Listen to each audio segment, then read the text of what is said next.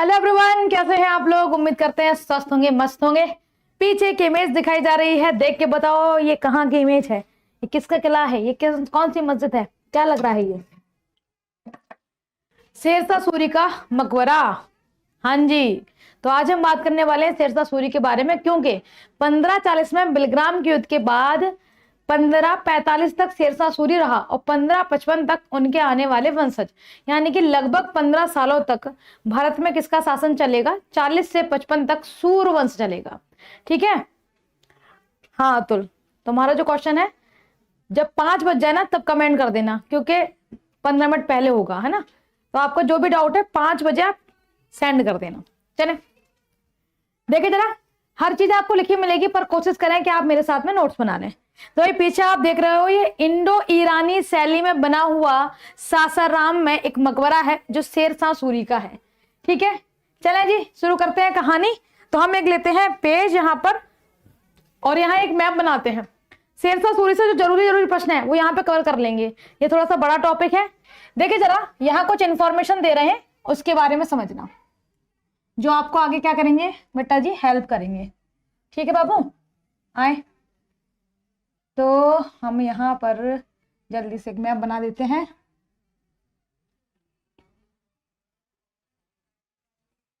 और आपको एक बार लोकेशन बताते हैं कि उस समय भारत में कौन सा शासक कहाँ चल रहा है। ठीक है, अगर हम बात करें दिल्ली की, ठीक है, दिल्ली, तो दिल्ली में उस समय बैठा हुआ है लोधी।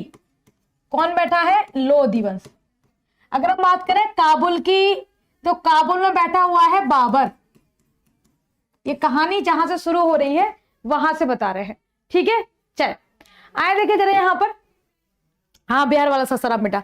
बाबर है काबुल में, लोधी है दिल्ली में, और कौन कहां बैठा है बताते हैं। अब आप यहाँ एक इलाका देखोगे,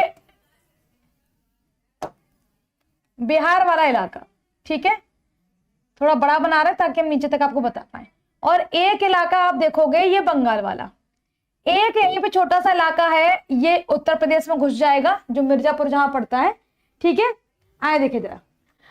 तो यहाँ पे कुछ जगह हमने लिखी हैं, देखे वहां कौन कौन बैठा हुआ है। तो जनाब इनको हम जरा डिवाइड कर देते हैं अलग अलग कलर से। तो ये अपना बिहार वाला इलाका हो गया, ठीक है, ये अपना चुनार वाला इलाका हो गया, और ये अपना इलाका हो गया बंगाल वाला। चलो, अब इन 3 इलाकों में कोई ना कोई तो बैठा होगा, है ना। आओ समझते हैं, बंगाल में कौन बैठा हुआ है, चुनार में कौन बैठा हुआ है, दक्षिण। तो हम यहां से शुरू करते हैं। दक्षिण बिहार में एक सूबेदार हैं, इनका नाम है बहार खां, बहार खां लोहानी। ठीक है, और इनकी एक पत्नी है, इन्हीं की पत्नी, तो हम लिख देते हैं यहां पर, इनकी पत्नी है जिनका नाम है दूदू बेगम, दूदू बेगम। ठीक है, आओ, इनके एक पुत्र भी हैं बहार खां लोहानी के, जिनका नाम है जलाल खां, जलाल खां। आओ देखते हैं कि बंगाल में कौन बैठा हुआ है। बंगाल में उस समय है, अच्छा हम कलर बदल देते हैं ताकि आप जज कर पाए। बंगाल में उस समय है नुसरत खां, नुसरत खां। ये 1520 की बात बता रहे हैं आपको। ठीक है, नुसरत खां। आओ, यही बिहार में एक जगह पड़ती है, नाम है उसका सासाराम, सासाराम। ठीक है, सासाराम, और सासाराम के जागीरदार हैं, जागीरदार हुसैन खां। कौन है? हुसैन खां सूरी, इनका पूरा नाम है हुसैन खां सूरी। ठीक है, ये जो येलो वाला आप एरिया देख रहे हो, ये चुनार वाला एरिया है।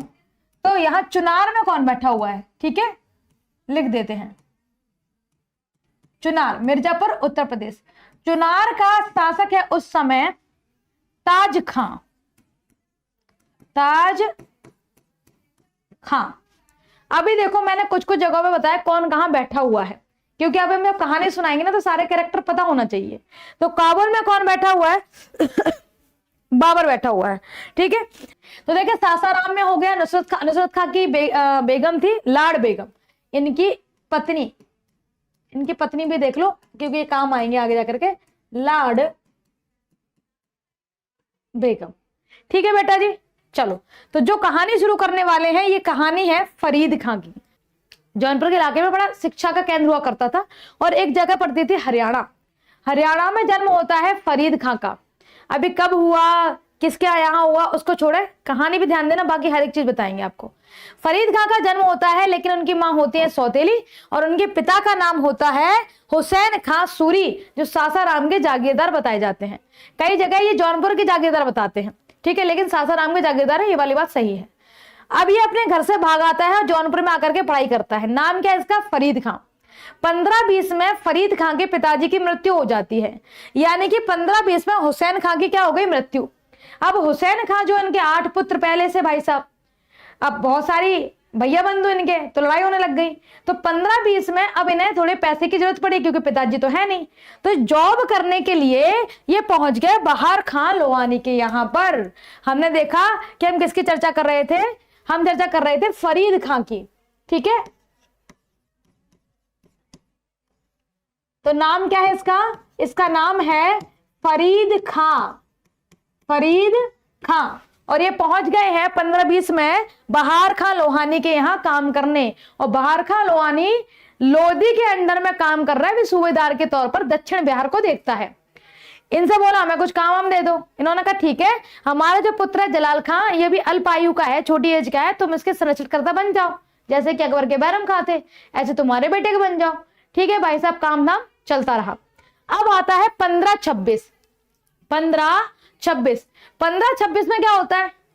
तराइन का प्रथम युद्ध, पानीपत का प्रथम युद्ध, जिसमें क्या करता है बाबर जो है वह हरा देता है इब्राहिम लोधी को। यानी कि इब्राहिम लोधी के अंडर में काम कर रहे थे बहार खां। इब्राहिम लोधी के अंडर में कौन काम कर रहा था? बहार खां काम कर रहे थे।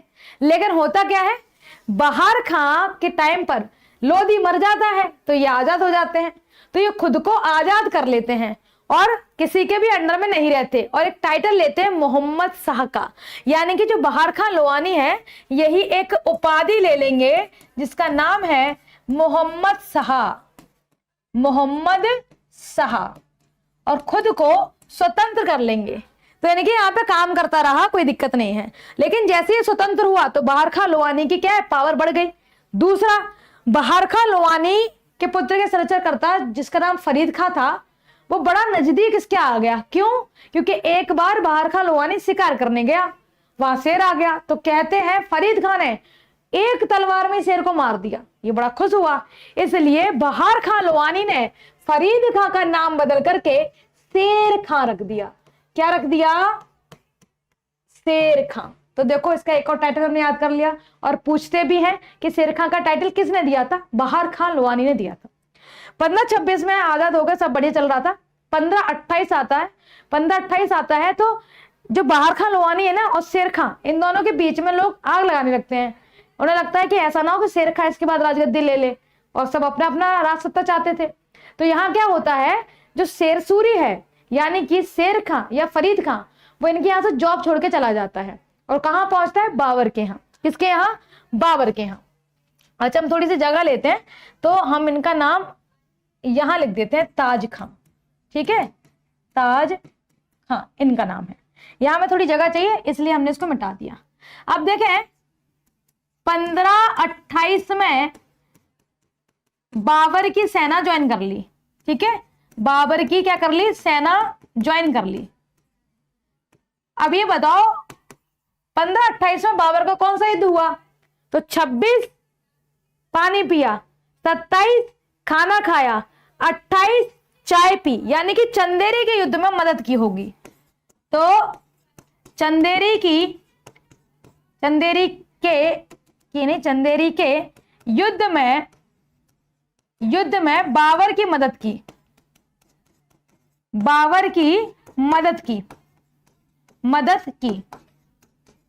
चले जी, अब जो सारी जानकारी हम आपको सुना रहे हैं बेटा, ये कहां से आई है?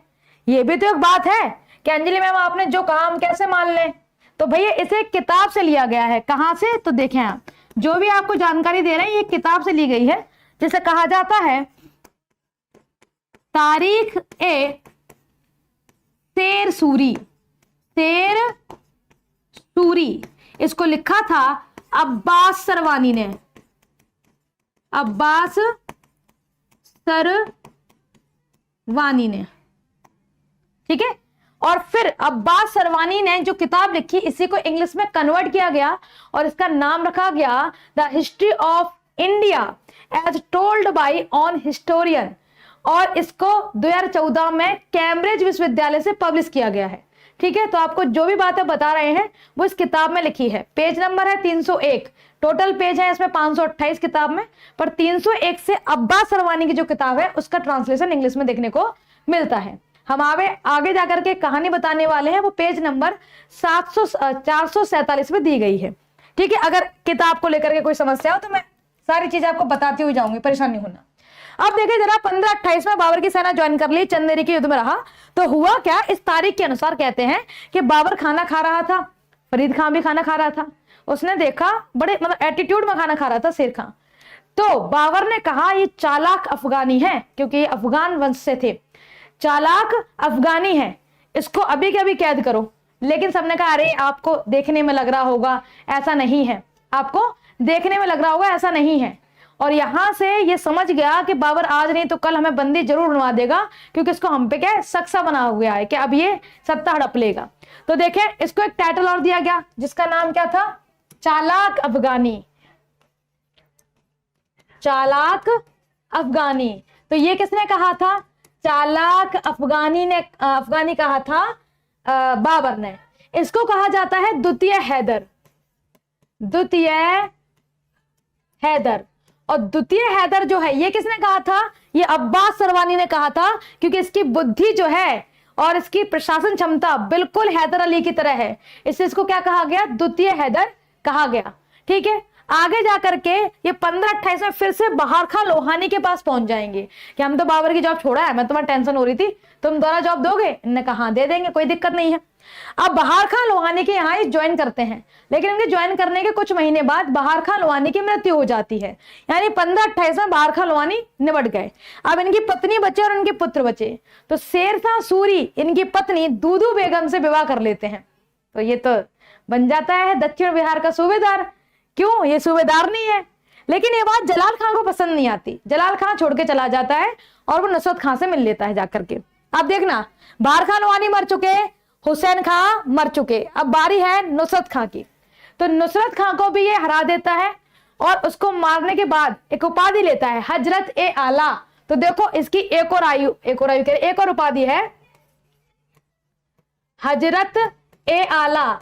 और बेटा ये इसलिए लिख रहे हैं क्योंकि इन सब से प्रश्न आता है, एक उपाधि, दो उपाधि, तीन उपाधि, चार उपाधि। और फरीद खान जो है इसका वास्तविक नाम है, वास्तविक नाम, ठीक है। इसलिए हम यहाँ पे उपाधि भी आपको बताते हुए चले जा रहे हैं, ठीक है। तो हमने देखा कि नुसरत खां पर भी कब्जा कर लिया, सासाराम इसका हो गया, दक्षिण बिहार हो गया।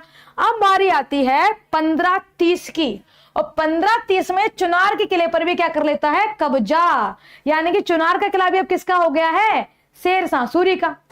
30 में जब ये गद्दी पर बैठता है, इसका मतलब ये है, ध्यान देना, इसका मतलब ये है कि हुमायूं आया और ये भी क्या है, एक बड़ी पावर बन के उभरा है यहाँ पर।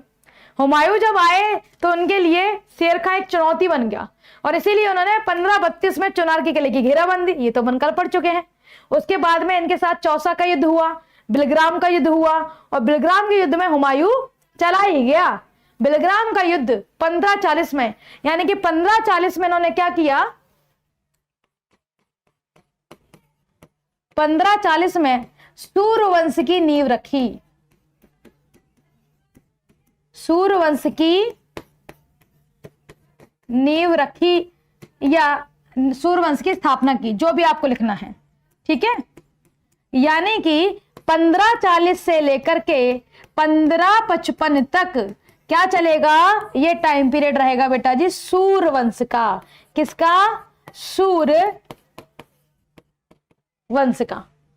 यहां तक आपको कहानी समझ में आ गई होगी कि कैसे जो फरीद खां है वह शेर खां बना, शेरशाह सूरी बना, हजरत आला बना, द्वितीय हैदर बना। ठीक है, और फाइनली जाकर के उसने इस वाले पूरे इलाके पर कब्जा कर लिया। दिल्ली में आ जाएगा हुमायूं। अब हुमायूं का पंगा इससे चलता रहेगा। ठीक है, ये दोनों आपस में क्या है, भिड़ते रहेंगे। तो ये तो हम हुमायूं वाले चैप्टर में पढ़ के आ चुके थे। ठीक है, चले आओ देखे जरा, अब देख लेते हैं। हमने इनकी उपाधि देख ली, सूर्यवंश बना दिया, ये देख लिया, इन्होंने क्या अपने जीवन में करा ये देख लिया। जब ये राजा बने तो उन्होंने कुछ चीजें बनवाई भी तो होंगी, है ना, कुछ स्थापत्य भी तो उन्होंने बनवाए होंगे। तो हमें यहाँ जगह नहीं दिख रही है, इसलिए हम क्या करेंगे, अगले पेज पर चलेंगे जहां हम स्थापत्य बता दें कि इन्होंने क्या क्या बनवाया। ठीक है, आओ तो हम एक पेज ऐड करते हैं। और जब ये राजगद्दी पर बैठे 1540 में, तो इसने स्थापत्य भी तो करे होंगे, यानी कि कौन कौन सी चीजें बनवाई, बताओ भाई क्या क्या बनवाया। तो देखें, सबसे पहले इन्होंने दिल्ली में बनवाया पुराना किला। पुराना किला जिसे कहा जाता है, ये कहां है, डी मतलब कि दिल्ली।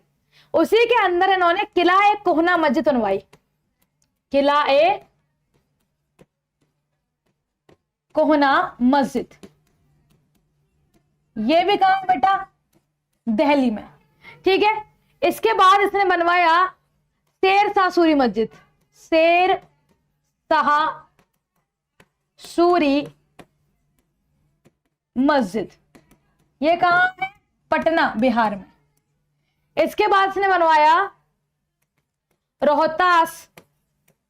रोहतास किला, रोहतासगढ़ सुना होगा बिहार में। ठीक है, बिहार। इसने अपने जीते जी ही निर्माण शुरू करवा दिया था मकबरे का। तो शेरशाह सूरी मकबरा, शेरशाह सूरी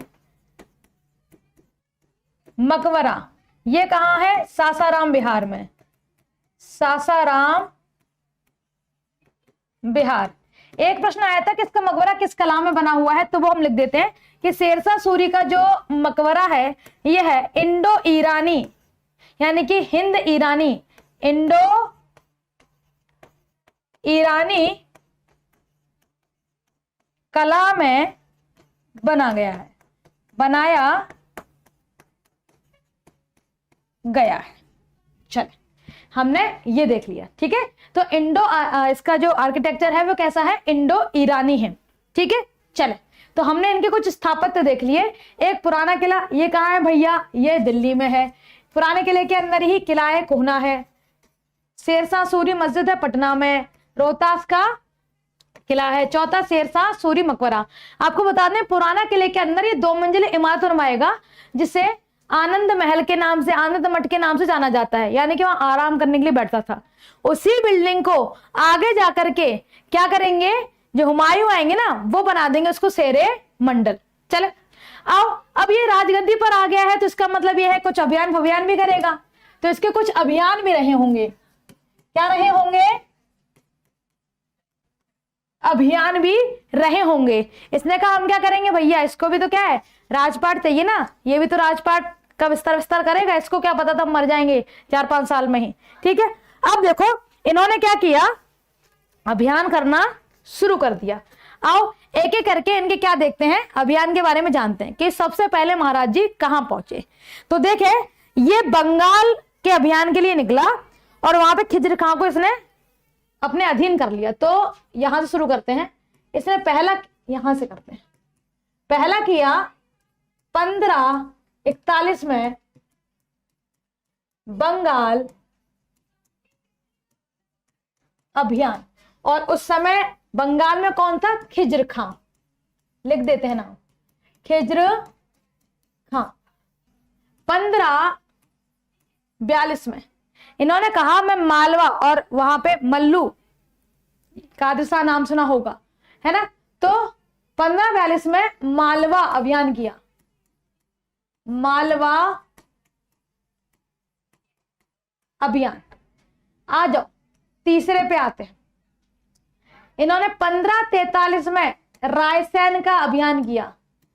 रायसेन का अभियान, जिसे इसके जीवन का कलंक भी कहा जाता है अभियान, क्योंकि इसने कुरान की झूठी कसम खा ली थी। राजा को बोला था नहीं मारेंगे, बाद में मार लिया था। खिजर खां ये बेटा दूसरे हैं, सैयद वाले खिजर खां नहीं है, है ना।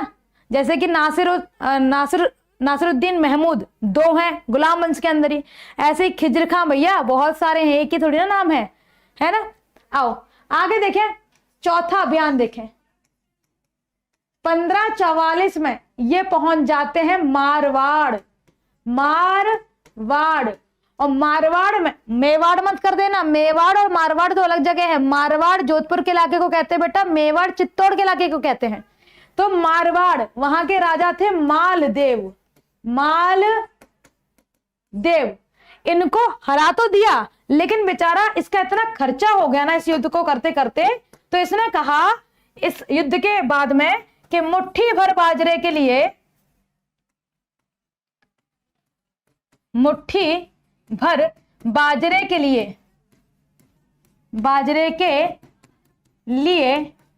मैंने तो अपना पूरा साम्राज्य खो दिया होता। अपना पूरा साम्राज्य खो दिया, यानी कि पूरा खर्चा पानी यहीं पे सब निपट गया।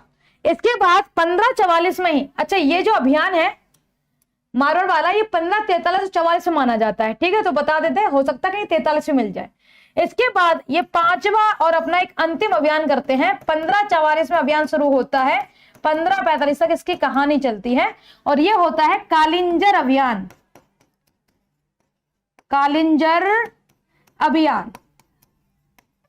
और उस समय वहां के राजा होते हैं कीरत सिंह। यहां लिखते हैं इनके राजा, ठीक है, कीरत सिंह। क्यों लिखा है ये बताते हैं, क्योंकि वहां में जगह चाहिए लिखने के लिए। क्यों? क्योंकि कालिंजर का किला इतना मजबूत था कि कालिंजर के किले को एक नाम से जाना जाता था, कहते थे इसे चीन की दीवार। क्या कहते थे इसको? चीन की दीवार। इतना मजबूती थी। बड़ा अच्छा लग रहा है सामने से पढ़ रहे हो, हम भी देखो हर एक चीज लिख के डिटेल में पढ़ा पा रहे हैं आपको। 1544 और 45 में कालिंजर का अभियान होता है। कई दंत कथाएं हैं इसकी कि नर्तकी को पाना चाहता था इसलिए हुआ, नहीं। चलो इसके पीछे कहानी सुनते हैं जो तारीख ए शेरशाह सूरी में दी गई है। कहानी ये है कि एक और इसकी किताब है सलातीन ए अफगान, और इसके लेखक है अहमद यादगार, ठीक है। उन्होंने अपनी किताब में जानकारी दी है कि कीरत सिंह जो है, जिनका कालिंजर किला हुआ करता था, कीरत सिंह ने रीवा के राजा बीर बुंदेला को अपने यहां पर शरण दे दी। ये बीर बुंदेला औरंगजेब के टाइम आएगा, वो अलग है, यहां अलग है, बता दूं, ठीक है। तो रीवा के राजा को शरण दे दी, जबकि रीवा के राजा को उपस्थित होना था कहां पर? शेरशाह सूरी के दरबार में, लेकिन उन्होंने शरण दे दी। इन्होंने कहा भैया इन्हें छोड़ो, हमारे यहाँ भेजो, कि नहीं हम नहीं भेजेंगे। तो उन्होंने कहा ठीक है आ जाओ, हो जाए दो धात। तो फिर कीरत सिंह जो है, इन्होंने बीर बुंदेला को सपोर्ट कर दिया था, अपने शरण दे दी थी, इसीलिए फिर ये युद्ध हुआ। 1545 में कहते हैं कि इन्होंने किले की दीवार पर एक तोप का गोला चलाया। वो तोप का गोला किले की दीवार से टकरा करके वापस आ गया, कॉर्नर पड़ा, टकरा के क्या आ गया? वापस आ गया, और वापस आकर के वहीं फटा जहां पर ये खड़ा हुआ था शेर खां। तो घायल हो गया। घायल होने के बाद भी इससे कोई बात करने आता तो यही कहता कि कालिंजर विजय करना है, मेरी बात पूछना, लड़ने में ध्यान लगाओ। और कहते हैं कालिंजर विजय की खबर सुनने के 3 दिन बाद इसकी मृत्यु हो गई। और 1545 में इस तरीके से जो शेरशाह सूरी हैं उनकी कहानी खत्म हो जाती है। फिर भी 5 साल में इसने इतना डेवलपमेंट किया, इतना अच्छा प्रशासन बनाया, जितना राजाओं ने 10-10, 20 साल में भी नहीं बना पाया। यानी कि इसके प्रशासन से भी कुछ प्रश्न आते होंगे, इसलिए मैंने ये शब्द यहाँ पे रखा है। आओ जरा एक नजर मार लेते बेटा। हमने क्या देखा? पूरी कहानी, किसने कैसे कैसे कब्जा किया चीजों पर। हमने यहाँ देखा कि उसने कौन कौन सी उपाधि धारण करी। हमने यहाँ बताया कि उसने कौन कौन सी चीजें बनवाई। यहाँ हमने लिखी कि उसके कौन कौन से अभियान थे। अब हर एक अभियान को मैंने डिटेल में लिखा है। अब थ्योरी में क्या क्या मिलेगा वो आपको बताते हैं। आ जाए यहाँ देखें जरा, शेरशाह सूरी की विजय में बुंदेलखंड, मालवा, मुल्तान, पंजाब और सिंध शामिल थे। यानी कि कौन कौन सी चीजें थी। 5 साल ही चला, लेकिन फिर भी उसने एक बहुत अच्छा प्रशासन बनाया। आगे आए देखें, शेरशाह सूरी के बचपन का नाम फरीद खां था तथा इसके पिता का नाम हसन खां था। हसन खां सासाराम के जमींदार थे। 1494 में फरीद पिता से नाराज होकर के जौनपुर चले गए थे, और 1520 में पिता हसन के बच्चे के बाद अपने पिता की गद्दी का मालिक हो गया। लेकिन परिवार में कलेश चल रहा था, इसलिए वहां से जाकर के ये लोहानी के यहाँ जॉब करने लगा। आगे आए, बाहर खां लोहानी ने शेर खां को अपने बेटे जलाल खां का संरक्षक नियुक्त किया, और बाहर खां ने ही इसको क्या बोल दिया? एक टाइटल दे दिया। तो फरीद खां से ये क्या बन गए? शेर खां। जो कहानी सुनाई है वो मैंने कोशिश की है कि लिख भी दें ताकि आप पीडीएफ पढ़े तो भी आपको रिकॉल हो जाए चीजें। बाद में बहार खान लोहानी मोहम्मद शाह के नाम से स्वयं को दक्षिण बिहार का स्वतंत्र शासक घोषित कर देगा। कब करेगा? ये घटना घटेगी 1526 में, जब इब्राहिम लोदी की मृत्यु हो जाएगी पानीपत के प्रथम युद्ध में। लोहानी सरदारों के षड्यंत्र के कारण शेर शाह सूरी को बिहार छोड़ना पड़ता है और यह बाबर की सेना में शामिल हो जाता है। चंदेरी के युद्ध में बाबर की तरफ से इसने युद्ध भी करा था, लेकिन वहां भी इसको लगा कि बाबर को इसके ऊपर शक हो रहा है, तो ये 15 महीने में सब सीख साख के आता है कि मुगल के अंदर क्या क्या कमियां हैं, हम कैसे इसको जीत सकते हैं। आगे आए देखें, शेर शाह मुगल सेना में लगभग 15 महीने तक काम किए और बहुत सारी कमियों को उन्होंने जाना। तब उसने एक स्लोगन बोला, यदि ईश्वर ने मेरी सहायता की, भाग ने मेरा साथ दिया, तो मैं सरलता से मुगलों को भारत से निकाल दूंगा। ये स्लोगन पूछे जाते हैं इसलिए मैंने मेंशन किया है। आगे आए, जब बाबर ने चंदेरी का युद्ध किया तब शेरशाह की सेवाएं बाबर के लिए काफी लाभदायक सिद्ध हुई थी। आगे आए, इसके बाद देखिए जरा, जब बाबर को पता चला बड़ा महत्वाकांक्षी टाइप का है तो बाबर ने क्या बोला, ये बहुत चालाक है, इस पर नजर रखना। शेर खां पर नजर रखना, वह चालाक आदमी है और उसके माथे पर राजत्व के लक्षण दिखाई देते हैं। इसी के बाद से शेरशाह सूरी बाबर की सेना से निकल आया कि पता चला मैं बंदी बना ले। तो चालाक अफगान किसने कहा? बाबर ने कहा था। आगे देखें, शेर खां को भी लगा कि मुगलों के साथ उनका निर्वाह नहीं होगा, तो 1528 के अंत में शेर खां मुगलों की नौकरी छोड़ करके पुनः मोहम्मद शाह यानी कि बहार खान लोहानी के यहाँ चले जाते हैं और बहार खां द्वारा से अपने पुत्र के ही इनको क्या बनाते हैं, संरक्षण करता कि हमें तो तब भी दिक्कत नहीं थी, तो अपनी मर्जी से गए, हमें अभी भी दिक्कत नहीं है। आओ आगे आए, इसके बाद देखो हमने आपको बताया कि 1528 में उन्होंने उनकी जो विधवा थी दूदू बेगम, उनसे विवाह कर लिया, है ना। इस जलाल खां बाद में कुछ अफगान सरदारों के साथ बंगाल भाग गया, ठीक है। तो शेर खां पूरी तरीके से दक्षिण का राजा बन गया, दक्षिण बिहार का। 1529 में बंगाल के शासक नुसरत शाह को हरा दिया, तो फिर इसने हजरत ए आला की उपाधि क्या कर ली, धारण कर ली। 1530 में चुनार के किले पर कब्जा कर लिया और ताज खां की, अच्छा मैंने यहाँ पे एक चीज गड़बड़ लिख दी मेरे ख्याल से, एक सेकेंड, हाँ मैंने यहाँ पे गड़बड़ लिख दी है। नुसरत खां की बीवी का नाम लिख दिया लाड बेगम, मेरे ख्याल से ताज खां की हैं, ठीक है, वहां ताज का नाम डालना। हाँ ये गड़बड़ हो गई, इनकी पत्नी यहां बिठा दी है मैंने, इनकी पत्नी यहां बैठेंगी, है ना, चाहे तो नाम उधर लिख लेना लाड बेगम। हाँ अभी ठीक है, आ जाओ जी। ये एक शब्द गलत लिया था मैंने, कहाँ आ गए, देखें लोहानी, ये हो गया था अपना। चले, तो चुनार के किले ताज खां की विधवा लाड मल्लिका से इन्होंने क्या कर लिया, विवाह कर लिया। चुनार के किले पर भी क्या हो गया, इनका कब्जा हो गया। आओ आगे आते हैं, चुनार का प्रथम घेरा ये हुमायूं के टाइम पे हम पढ़ा चुके हैं, ठीक है, तो हम अभी नहीं बताएंगे। चुनार का द्वितीय अभियान ये भी हुमायूं के टाइम पे पढ़ा चुके हैं, तो ये नहीं हम आपको पढ़ाएंगे। इसके बाद में चौसा का युद्ध और बिलग्राम का युद्ध, ये भी हम दोनों आपको पढ़ा चुके हैं, क्योंकि हुमायूं और शेरशाह पैदल चल रहा है ना, तो ये वाली चीज हमने हुमायूं के टाइम पे पढ़ ली थी, तो ये भी नहीं पढ़ाएंगे। आगे आए, बंगाल विद्रोह किया, मालवा विजय करी, इसने जो विजय बताए वही मैंने डिटेल में भी दी है यहाँ पे। रायसेन किया, मारवाड़ किया, यहाँ के शासक मालदेव से क्या कहते हैं बहुत टाइम तक लड़ा, तो उसने क्या बोला कि मुट्ठी भर बाजरे के चक्कर में मैंने अपना साम्राज्य, हिंदुस्तान का साम्राज्य खो ही दिया होता। आगे देखें, कालिंजर अभियान इसका अंतिम अभियान है और इसी के बाद में इसकी क्या हो जाती है, मृत्यु हो जाती है, ठीक है। तो जो मैंने कहानी सुनाई है ये हम इसलिए बता रहे थे, अभियान का मतलब होता है कोई कैंपेन कर रहे हैं, जैसे कि अटैक नहीं कर रहे हैं। अभियान का मतलब होता है कि हम राजा के पास जा रहे हैं, संधि कर लेगा तो बहुत बढ़िया है, नहीं कर लेगा तो फिर क्या करेंगे, युद्ध करेंगे, ठीक है, ये होता है अभियान। युद्ध ही करेंगे तो शुरू से ही तय है, उनकी भी सेना आ गई एक मैदान में, हमारी सेना भी चली गई, ठीक है। अभियान में क्या होता है, सामने वाला बंदा नहीं लड़ रहा, तुम ही जाके कह रहे आ बैल मुझे मार, ठीक है, वो होता है अभियान एक तरीके से। आओ, इसके बाद शेरशाह सूरी के बेटे हुए, एक का नाम है आदिल खां और एक का नाम है जलाल खां। तो जलाल खां ही राजगद्दी पर बैठ जाते हैं और इनको इस्लाम शाह के नाम से जाना जाता है, ठीक है। इस्लाम शाह की मृत्यु हो जाती है 1553 में। इनकी मृत्यु, ये मान लो कि इस्लाम शाह अंत तक चलते हैं। इनकी मृत्यु के बाद में इनके मामा होते हैं मुबारिज खां, वो आते हैं, यानी कि अब जो उत्तराधिकारी हैं उनके लिए लड़ाई हो रही है, कह रहे हम बैठेंगे हम बैठेंगे। और ऐसे धीरे धीरे 1555 में जो अफगान वंश है यानी कि सूर वंश है वो हो जाएगा खत्म। अच्छा, दिल्ली सल्तनत में एक अफगान वंश था, नाम क्या था? लोधी वंश, यानी एक अफगान वो हो गए, तो ये क्या हो जाएगा?